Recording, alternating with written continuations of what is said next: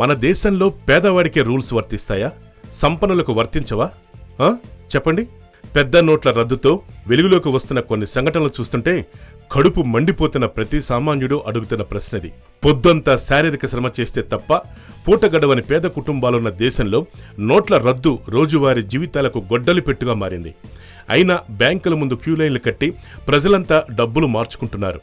నిజానికి నోట్ల మార్పిడికి కేంద్రం నిర్ణయించిన నియమ నిబంధనల కారణంగా సామాన్యుడి నుంచి కుబేర్ల వరకు ఎవ్వరూ పెళ్లిళ్ల లాంటి శుభకార్యాలు నిర్వహించడం చాలా కష్టమైన పని.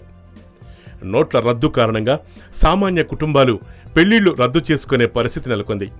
ఇదే సమయంలో దేశవ్యాప్తంగా సంపన్న కుటుంబాలు మాత్రం అత్యంత భారీగా ఖర్చుతో కూడిన వేడుకలు నిర్వహించి ఆర్థిక వ్యవస్థకే సవాళ్లు విసురుతున్నారు. నోట్ల రద్దు వ్యవహారం ముందే గాలి జనార్దన్ రెడ్డి తన కూతురు పెళ్లిని అంగరంగ వైభవంగా నిర్వహించేందుకు ప్లాన్ చేశాడు. కేవలం ఆహ్వాన పత్రికల కోసమే డబ్బును నీళ్లలా ఖర్చు పెట్టిన ఆయన వైభవం చూసి దేశం మొత్తం నివ్వెరపోయింది. ఒక దశలో నోట్ల రద్దు కారణంగా గాలివారింటి శుభకార్యం ఆగిపోతుందనే వార్తలు వినిపించాయి.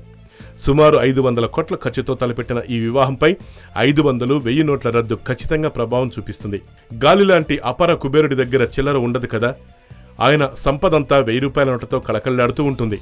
అందుకే ఈ పెళ్లి వాయిదా పడక తప్పదని అంతా అనుకున్నారు. ఇక నోట్లు మార్చుకోవాలనుకున్న ప్రభుత్వ నిబంధనలు ఉండనే ఉన్నాయి.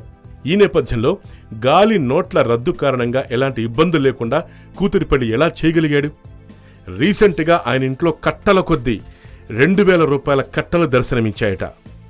ఇవన్నీ పెళ్లికి హాజరైన కొంతమంది తమకు తెలిసిన వాళ్లతో చెప్పినట్లు సమాచారం.